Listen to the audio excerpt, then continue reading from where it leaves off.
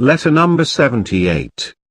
In reply to Abu Musa Ash'ari, letter regarding the two arbitrators. Sayyid ibn Yahya Amawi has mentioned this in his Kitab al-Maghazi. In the name of Allah, the Beneficent, the Merciful.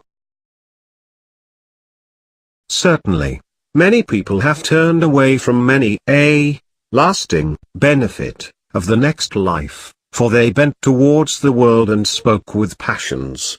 I have been struck with wonder in this matter, upon which people who are self-conceited have agreed. I am providing a cure for their wound, but I fear lest it develops into a clot of blood, and becomes incurable. Remember that no person is more covetous than I for the unity of the Ummah of Muhammad, may Allah bless him and his descendants, and their solidarity.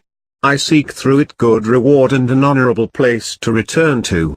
I shall fulfill what I have pledged upon myself, even though you may go back from the sound position that existed when you left me last, because wretched is he who is denied the benefit of wisdom and experience.